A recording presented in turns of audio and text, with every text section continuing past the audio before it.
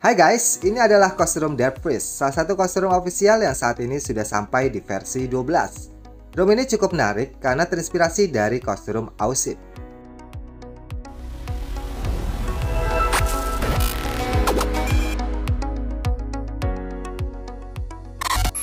Di update sebelumnya, kostum ini masih berada di Android 11. Tapi di update kali ini, kostum Death Priest menggunakan Android 12.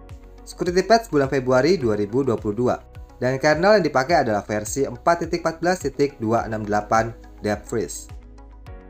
Tampilan awal terlihat simpel dan minimalis, dengan launcher yang digunakan yaitu Death Launcher.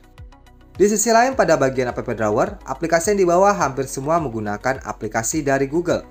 Begitu juga untuk kamera, yang dipakai adalah Google Kamera. Dengan maksimal resolusi kamera di 16 megapiksel dan untuk videonya dengan maksimal resolusi di 4K.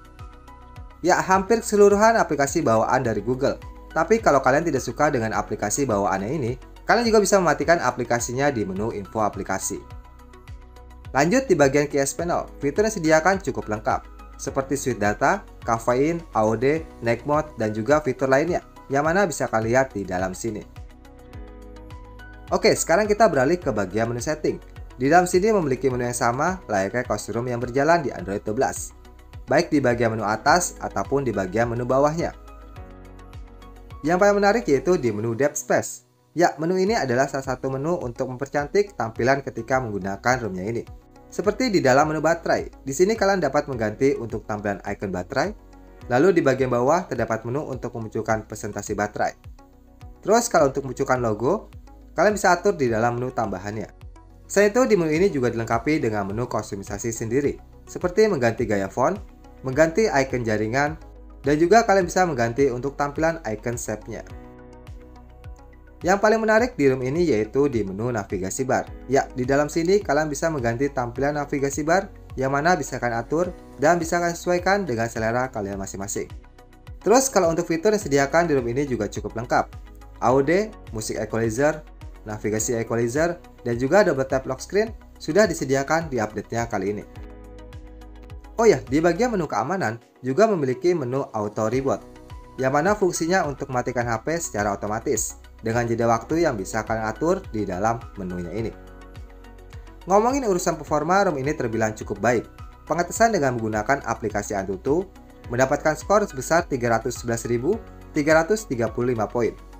Lalu di aplikasi Geekbench mendapatkan skor sebesar 489 poin untuk single core-nya dan multicore mendapatkan 1657 poin. Kemudian gue tes juga di aplikasi throttling. ROM ini juga cukup stabil walaupun ada sedikit penurunan waktu HP lagi dalam keadaan panas dengan rata-rata di 188 Gbps, maksimal di 194 Gbps, dan minimal di 169 Gbps. Lalu untuk performa dalam bermain game seperti game PUBG Mobile, ROM ini cukup bisa diandalkan ketika gue bermain di settingan smooth ekstrim. Lag atau frame drop masih cukup terasa walaupun hanya di momen tertentu aja. Lalu untuk panas yang dirasakan memang di ROM ini terasa sedikit demam ya. Kalau urusan baterai, ROM ini memiliki daya tahan baterai yang cukup irit. Ngegame, mesos, dan internetan, ROM ini masih sanggup bertahan sampai 6 jaman. Dan yang terakhir yaitu masalah bug. Sama halnya seperti kostum yang lain. Di bagian screen recorder masih belum begitu stabil. Terus kalau untuk kekurangan, di ROM ini paling yang gue rasakan yaitu masih belum memiliki fitur buat merubah icon. Lalu di ROM ini juga masih belum memiliki fitur gaming.